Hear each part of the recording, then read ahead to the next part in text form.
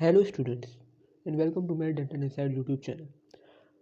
आज से हमने फार्माकोलॉजी के अंदर लिपिड कोड फार्माकोलॉजी से जीआईटी के मॉड्यूल को स्टार्ट करना है। जीआईटी के मॉड्यूल के अंदर आपकी 4 तरह की हमने ड्रग्स को डिस्कस करना है, 4 तरह के डिजीज़ को डिस्कस करना है और फिर उनकी रिलेटेड उसकी ड्रग को डिस्कस करेंगे। ये चैप्टर नंबर 28 है और इसका जो पेज है ये आपका 351 पेज है। 351 पेज पे आपके जीआईटी एंड एंटी इमिटिव ड्रग्स और ये इसका ओवरव्यू को जरा स्टार्ट करते हैं। इसके अंदर आप बता दें कि इस चैप्टर के अंदर हमने वो क्लिनिकल कंडीशंस को डिस्कस करना है जो जीआईटी यानी कि जीआईटी ट्रैक से रिलेटेड है। पहली हम जो डिस्कस करेंगे वो पेप्टिक अल्सर एंड गट को डिस्कस करेंगे कि पेप्टिक अल्सर में कौन सी ड्रग देते हैं और गट में कौन सी ड्रग देते हैं। दूसरी हम एमएसएस को डिस्कस करेंगे। थर्ड डायरिया और फोर्थ कॉन्स्टिपेशन। तो ये बराबर में आपको एक टेबल नज़र आ रहा है, ये पूरा चार्ट है ये बड़ा सा। इसमें सारी ड्रग के नाम दिए हुए और कौन कौन सी ड्रग किस किस में यूज़ होती हैं। ये सबसे पहले हमने आज की वीडियो के अंदर पेप्टिक अल्सर को स्टार्ट करना है और गट को स्टार्ट करना है। तो ये सारी ड्रग्स जो हैं ये यहाँ से लेकर यहाँ तक ये सारी आपकी पेप्टिक अल्सर के रिलेटेड ड्रग्स हैं। अच्छा, अब पहले मैंने सोचा था कि मैं बुक के ऊपर हाईलाइट करके जैसे तुम लोगों को बाकी चैप्टर्स की मैंने समझाई हैं, जैसे ओरल बायो का शुरू किया था और डीएम का के बुक में हाईलाइट करके करूँ, बट यार उसका टाइम नहीं है और मेरी भी थोड़ी सी मसरूफियत है। तो मैंने जो अपने नोट्स बनाए हुए थे ना, मैं आपको उसी से ये डिस्कस कराऊंगा और सारे नोट्स जो हैं आपके वो लिपिन कोड की बने हुए। तो अगर आप उन नोट्स को ही पढ़ लोगे और उसके रिलेटेड भी चीज़ें वही नोट्स आप पढ़ के चले जाओगे तो आपको ये बुक पढ़ने की ज़रूरत नहीं है। और अगर कोई इसके बाद भी बुक पढ़ना चाहते तो वो पढ़ ले। बाकी ये नोट्स की जो है, अगर कोई इंस्टा के ऊपर मुझे फॉलो कर लेना, वहाँ पे डीएम कर देना, मैं वहाँ पे आपको ये नोट्स शेयर कर दूँगा सारे के सारे। सही है, जो जो चैप्टर के आपको नोट्स चाहिए होंगे। तो आज की वीडियो के अंदर हम पेप्टिक अल्सर को डिस्कस करेंगे और ये सारे नोट्स आपके बुक के ही बने हुए। जब आप मेरे नोट्स से पढ़ लोगे ना तो ये जितनी भी ड्रग्स के नाम यहाँ पे दिए हुए ये सारे आपको आते होंगे। जितनी डायग्राम्स हैं मैं आपको बुक से कवर करवा दूँगा। इसको स्टार्ट करते हैं। सबसे पहले गट को हम डिस्कस करेंगे और ये यहाँ से नोट्स से हम शुरू करेंगे और साथ साथ में बुक को भी साथ साथ लेकर चलूँगा। इसको स्टार्ट करते हैं। जो पेप्टिक अल्सर है वो 4 तरीक़ों से हो सकता है। 4 तरीक़े क्या है भाई? या तो आपका वो एच पाइलोरी की वजह से हो गया, किसी एंटी माइक्रोबियल एजेंट की वजह से। एंटी माइक्रोबियल एजेंट क्या है भाई? एच पाइलोरी है। एच पाइलोरी क्या होता है? वो ग्राम नेगेटिव है रॉड, ग्राम नेगेटिव रॉड है जो कर्व्ड होती है। एच पाइलोरी की वजह से आपको पेप्टिक अल्सर हो सकता है। ज़्यादा एसिड यूज़ की वजह से पेप्टिक अल्सर हो सकता है। HCl की प्रोडक्शन ज़्यादा हो जाए तो पेप्टिक अल्सर हो सकता है, या म्यूकस की प्रोडक्शन कम हो जाए तो पेप्टिक अल्सर हो सकता है। ये आपकी मेन कॉज है पेप्टिक अल्सर की। अब ये कॉज है, इसी के रिलेटेड आप ट्रीटमेंट दोगे। अगर एच पाइलोरी है या अगर आपको कोई एंटी माइक्रोबियल एजेंट आ गया तो आप उस क्या करोगे भाई? एंटी माइक्रोबियल एजेंट दे दोगे। सही है, कोई माइक्रोब आपकी बॉडी में आ गया तो आप क्या करते हैं? एंटी माइक्रोबियल एजेंट दे देते हैं जो इसको एरेडिकेट कर देंगे। तो पहला ट्रीटमेंट तो आप ये करोगे, अगर आपको एच पाइलोरी का इन्फेक्शन है तो आप एंटी माइक्रोबियल एजेंट दे दोगे।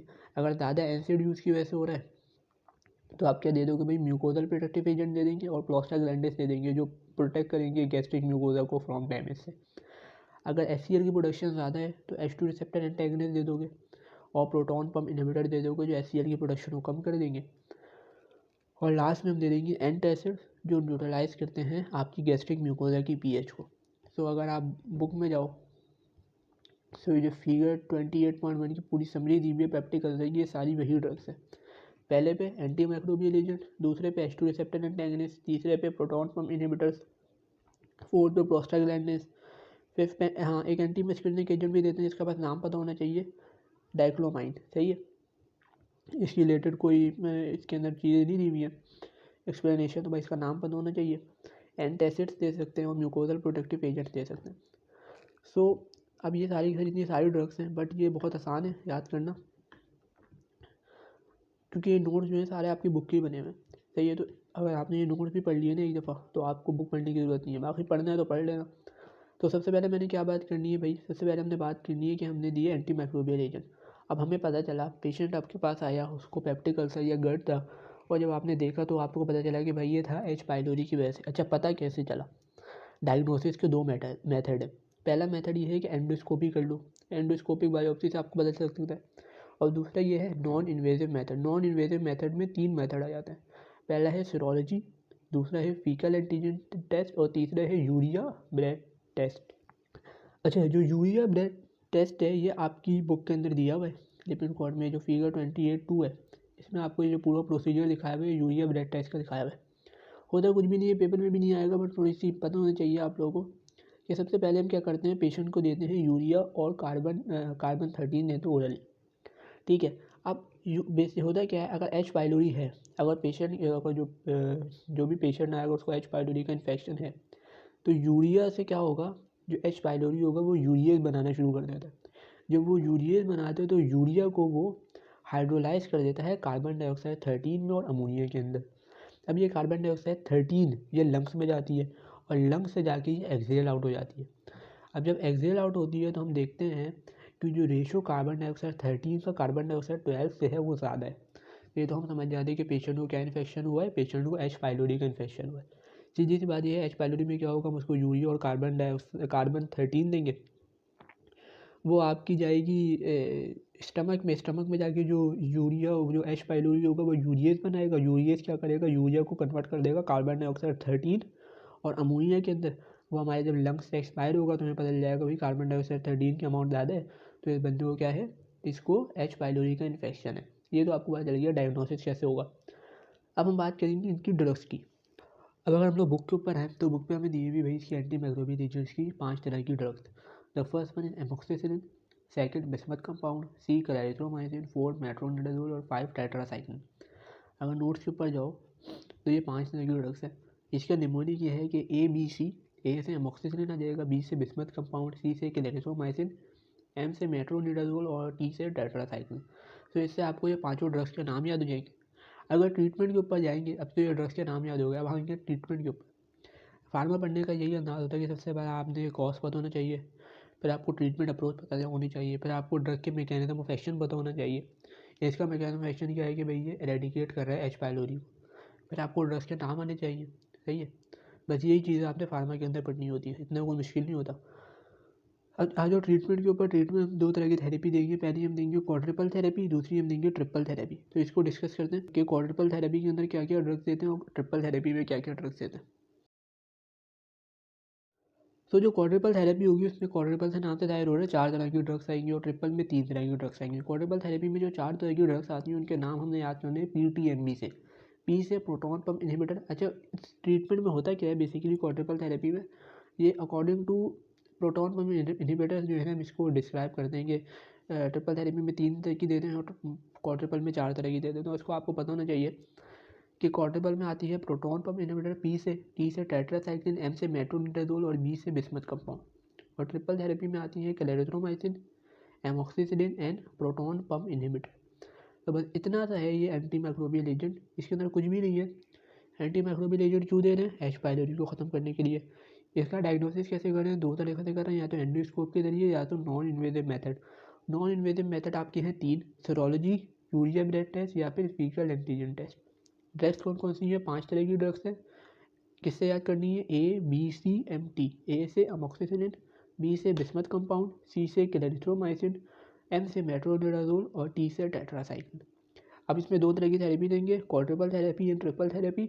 क्वाड्रुपल थेरेपी की न्यूमोनिक PTMB और ट्रिपल थेरेपी की कैप से। सो यहाँ पे हमारे पास ख़त्म हो गया क्या, एंटी माइक्रोबियल एजेंट खत्म हो गए। अब अगला हम बात करते हैं किसकी, H2 रिसेप्टर एंटेगनिस्ट की। H2 रिसेप्टर एंटेगनिस्ट का काम क्या था, मैंने बताया था कि ये HCl की प्रोडक्शन को कम कर रहे होते हैं। HCl की प्रोडक्शन को कैसे कम करते हैं, इनका मैकेनिज्म ऑफ एक्शन ये है कि इरिवर्सिबल, ये रिवर्सिबली क्या करते हैं, एंटागोनाइज कर देते हैं हिस्टामिन के रिसेप्टर को। हिस्टामिन के जो H2 रिसेप्टर्स होते हैं वो HCl की प्रोडक्शन को बढ़ाते हैं। जब H2 के रिसेप्टर को ही ब्लॉक कर देंगे तो HCl की प्रोडक्शन ही नहीं होगी।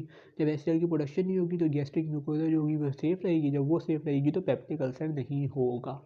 ठीक है, अब इसकी ड्रग्स कौन कौन सी है, 4 है। तो फिर से लेके जाता हूँ तुम लोगों को बुक के ऊपर। ये आपकी आ गई H2 रिसेप्टर ब्लॉकर। इसमें कौन कौन सी ड्रग्स है, 4 है। पहली है सिमिटिडीन, दूसरी फैमोटिडीन, तीसरी नीजाटिडीन और 4 रानिटिडीन।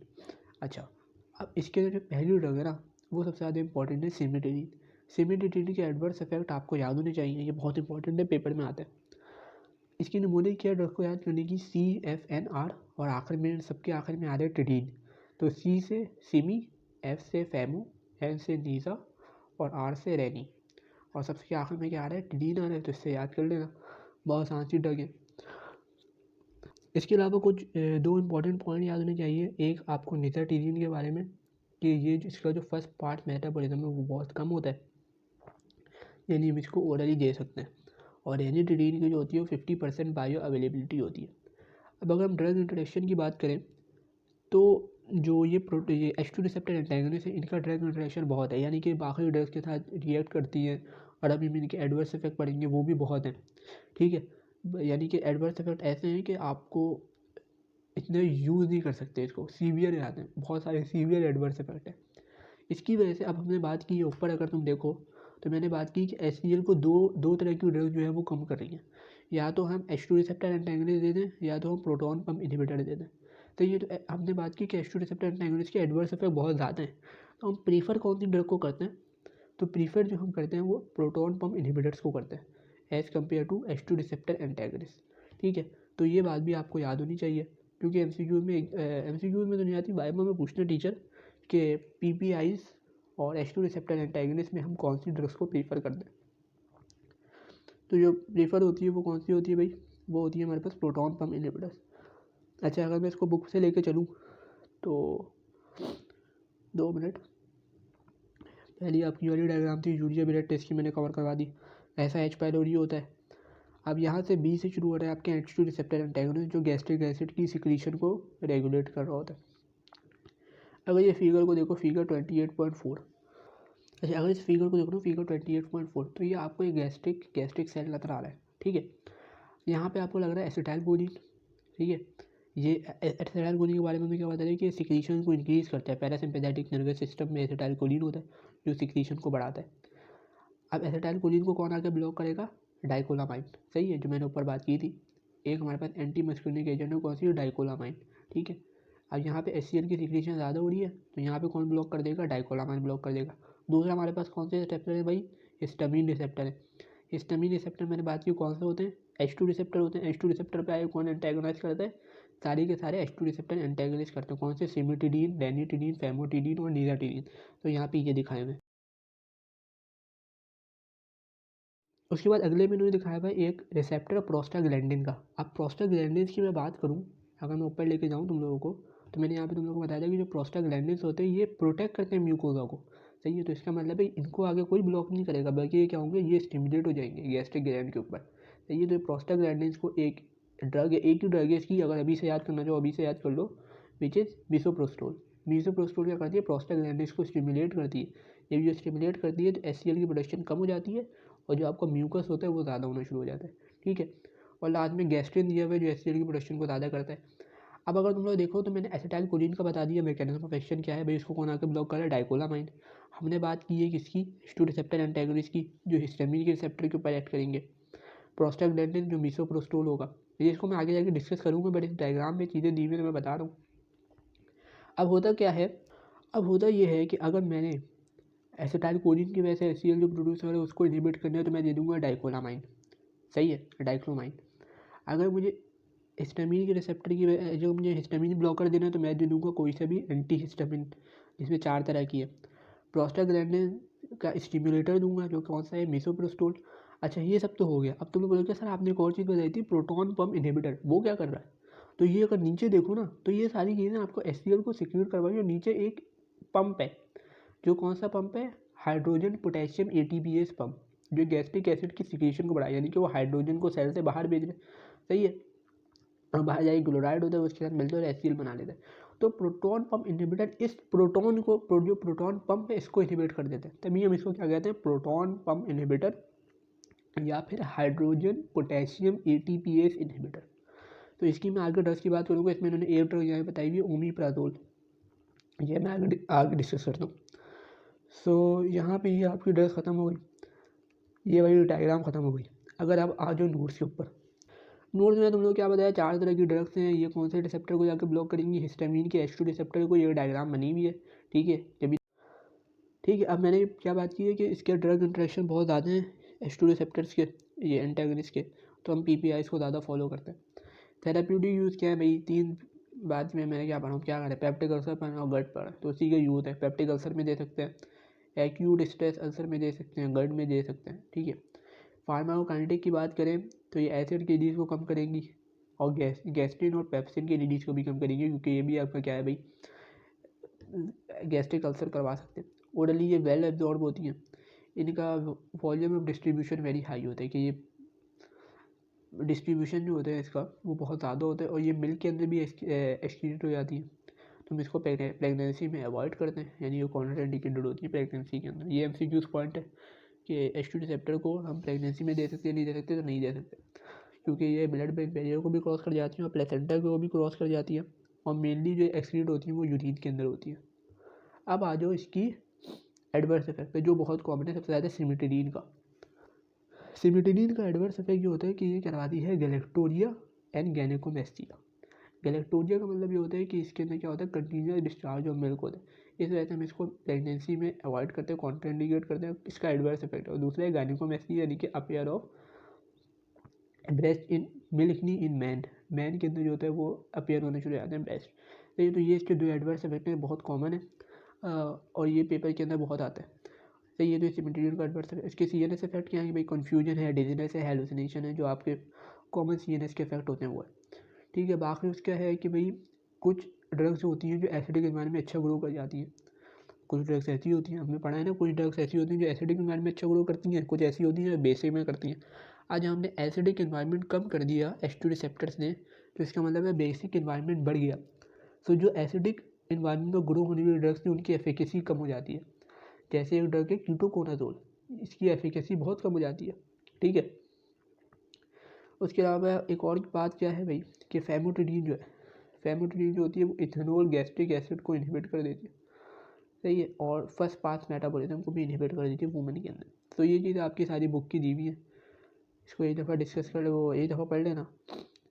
ये सब एडवर्स इफेक्ट ये बताए मैं आपके। अगर मैं यहाँ से शुरू करूँ तो यहाँ से रिसेप्टर एंटेगोनिस्ट शुरू हो रहा है, इनके एक्शन है, थेरेप्यूटिक यूजेस हैं, फार्माकोकाइनेटिक की मैंने बात की है।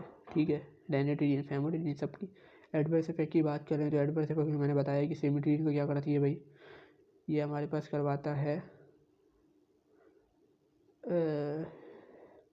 एंडोक्राइन इफेक्ट, जिसके अंदर हमारे पास क्या है, गायनेकोमेस्टिया, गैलेक्टोरिया। ठीक है, उसके अलावा कीटोकोनाजोल को जो है वो एसिडिक मीडियम चाहिए हो तो इसको इनहिबिट कर दो। सारी चीज़ें वही हैं, सारे बुक के नोट बने भाई, तो इसको एक दफ़ा डिस्कस कर पढ़ लेना, अगर पढ़ना चाहो, वरना इन नोट्स ही कवर कर लेना। सो हमने दो कर लिए, और उसके बाद हम करेंगे नेक्स्ट पार्ट के अंदर PPIs।